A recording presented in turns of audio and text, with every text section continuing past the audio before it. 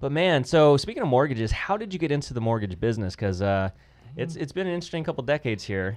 You got me. So tell us the Yeah. backstory. So man. I mean, back in the day, I was in college, and this was back in like 2003. It was my senior year in college, and I went to school to become an CPA. Okay. So my grandfather is an accountant. My dad worked in finance, and so I always wanted to have a secure job with if I worked real hard, I could make partner one day. Right. And so I went to Biola University, accounting degree, get out of college, and my two idiot roommates, who both of them, like, I tutored in basic math, got into the mortgage world. And I went and worked at an accounting job, and we shared a house, and within, 45 days of them being in the mortgage world, one of them came home with a Chrysler 300 with 24-inch wheels on it, and the other one came home with an Escalade that he put Lamborghini doors on. Oh, and I was like, ghetto fabulous. well, I was like, what are you guys doing?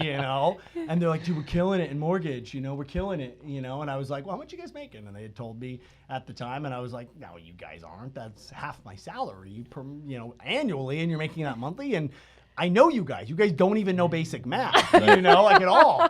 And so I went to my dad, and I'm like, Dad, I think I want to do mortgages. He was like, it's a bubble. It's a bubble. This is like 04. He's like, that's gonna fizzle out in 2 years, and you're gonna be homeless. But I don't think you should do it. It's just a gimmick right now. You'll see, it's a gimmick. I was like, okay, whatever. So I stuck and did accounting for a little bit longer, maybe another couple months, and I was just like, this is so boring. I was like, this is just so boring. Like, I love numbers. I've always thought in numbers. My brain always works in that way.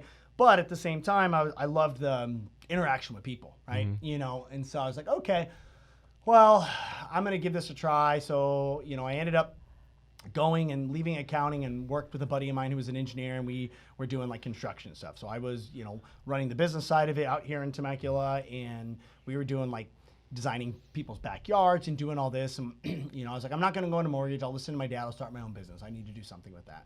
Well, I ended up doing it for a little bit, and was just like, I don't like to work outside. Like, I don't like, let's call it. I'm not. You have laptop hands. Yeah, that's what I always say. I was like, the only calluses are for like my indoor workouts, so my personal trainers that make it through my gloves, And so I didn't like that after a while, and ended up selling the company and got just enough money to pay off the debt it took to start the company. So I was back at square one. I was like 23.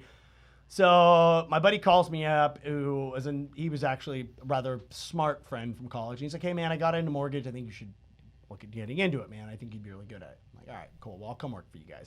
And I was like, I don't even know what I didn't even know there was a T in mortgage, at the time. I was like, let alone anything else, I was like, and so I was like, okay.